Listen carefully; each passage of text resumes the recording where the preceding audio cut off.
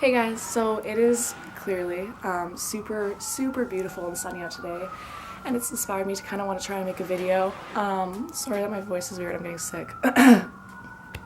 But the video I want to make is just a quick little blurb about how to get started on being healthy. Alright, I'm going to relocate us so the sun's not in my eyes.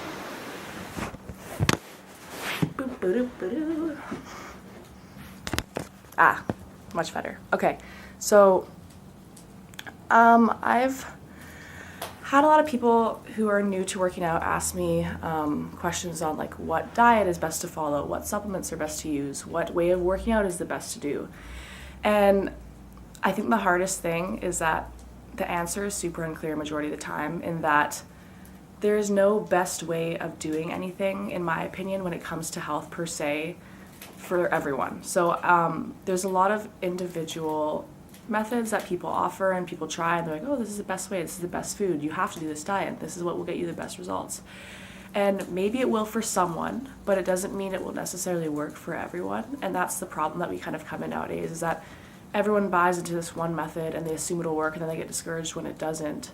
And I'm just here to tell you, don't be discouraged, because everyone responds differently to everything. And you're not wrong for having something work for you and someone telling you, oh, that shouldn't work, or oh, that's not right, because it doesn't mean it's not right. It just means maybe it didn't work for them. So try and take your time to figure out what works best. I want to go over 3 things specifically today that I think are really important. So exercise, diet, and supplementation. So I don't believe you necessarily need supplements. A lot of people be like, oh, like, do I need these fat burners? Do I need this protein? I think as much as you can get from actual food, do that.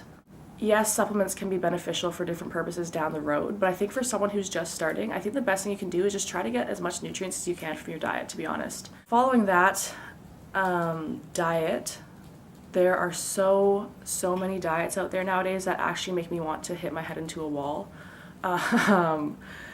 Some of them being just such extreme measures of eating that I don't understand how they're even a thing at some points. A lot of these diets are crash diets that, yes, they do help you lose weight, but realistically, what people don't think about who go on to them is how long are you going to stay on this diet, and are you going to stay on it your whole life? Because if not, if you're going to do this diet for I don't know how many weeks that is super extreme and nothing like you would ever eat in your normal life, when you come off of it, you're going to gain the weight back, and it's going to mess with you even more than beforehand. And so my biggest thing is, what is maintainable for you?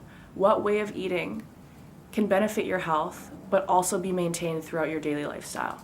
So that's something that people need to take time to think about as well. I like to try and get people to implement smaller changes at a time, so opposed to being like, oh, you have to eat this for this meal, this for this meal, this for this meal. Just do smaller changes to your day, and then as you are comfortable with the one change you've made, add something else on. So if, for example, you never eat breakfast and you only have a huge lunch and then a massive dinner and you're someone who snacks at night, add breakfast into your day. So have your 3 meals, and then say like you don't eat past 9 p.m. And then once you've gotten that change down pat, maybe look at what you're eating for breakfast. So like, oh, what am I having for breakfast? Could I add more protein to this? Could I add this to this? And make another small change. And I just feel like these are better ways that you can actually maintain what you're doing, as well as just not feel overwhelmed. I think a lot of this industry nowadays, like that overall health and fitness industry, is super overwhelming for people who haven't been in it. So just take your time to figure out what works for you. If what works for someone doesn't work for you, that's fine. That's awesome that it works for them. It doesn't mean there's something wrong with you because it doesn't work for you. You just need to try something else. A few super simple things that I do with my diet while I'm not competing, because I don't go on any specific diet otherwise, unless I'm doing a show, is that I just make sure that I have veggies with every single meal. I like to eat multiple times throughout the day. I just feel like it helps my energy stay up. But then again, there's people who do intermittent fasting and they like love that. So I usually probably eat 4 meals a day. Yeah. I have protein with every meal. I have a small amount of carbs with every meal, and then definitely veggies with every single meal because I love them. I also try to make all my own food usually. I don't go out and buy fast food just because I've grown to not like it over time once my body's gotten used to eating a certain way. I also avoid as much as I can like boxed things. So, you know, you go into the supermarket and you pick up something that's in a box and you read the back and there's 40 different ingredients on it and you have no idea what's happening.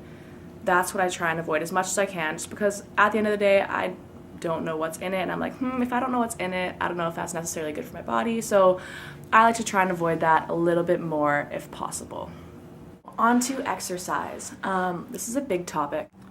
I think what's important to recognize is as long as you're moving your body, do what makes you happiest. So if what makes you happiest is yoga, if it's weight training, if it's CrossFit, if it's powerlifting, do that. I'm obviously a little bit biased to weightlifting because it's what I do and it's what I love and I'm passionate about it.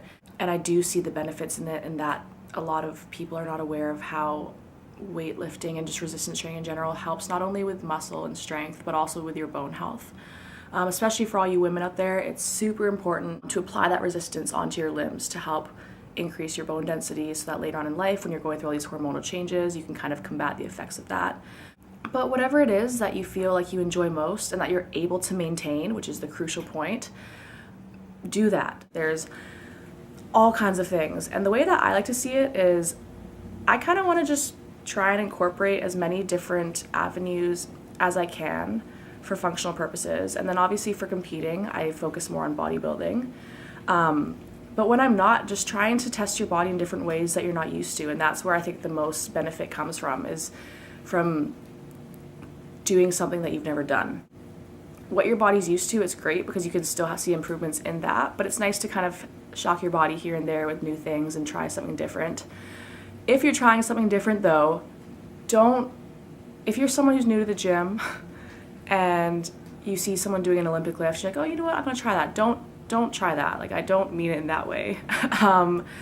I don't want you to hurt yourself because there's so many technical standpoints to that. So if you're someone who's just starting out, I like to kind of try and use the same idea I did with the changes to the food I said earlier. So if it's your first time going to the gym, for example, and you're like, you know what, I'm gonna get into weightlifting, like this is my thing, that's awesome, good for starting, but don't go into your first week, be like, I'm gonna go 6 times this week, 2 hours every day, because that's overwhelming for anyone. And also the fact that you're gonna jump into something like that so extreme from where you were beforehand may make it less easy to maintain for you. So do something that you know you're able to start with. So if it's going from nothing to doing 2 times a week for an hour, start there.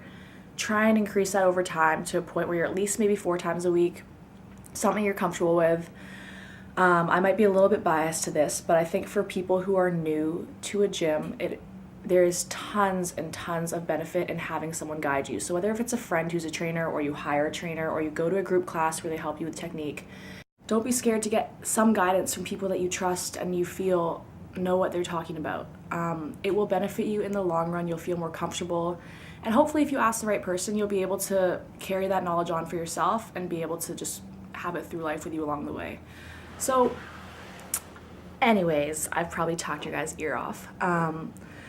I guess the main takeaways from the whole blurb of this conversation right now is that you don't need to invest in a billion supplements to get started. Try and get it through your food. When it comes to food, I think sometimes simple is best. You don't need to pay for super restrictive diets just to get started. You don't need to cut down to just eating cucumber and chicken every single day for every meal. You can still eat a variety of foods and be healthy at the same time. I think if you want to truly care about health, just recognize what you're putting into your body. Do the research for yourself and everything, whether it comes to exercise or whether it comes to food or whatever it is that you're wanting to invest your time and money and self into.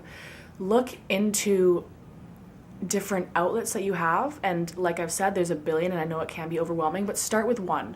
So start with something simple. Try having 3 meals instead of 2 a day. Try adding protein to your breakfast instead of just having a massive bowl of cereal. Try starting at the gym twice a week as opposed to having not gone at all before.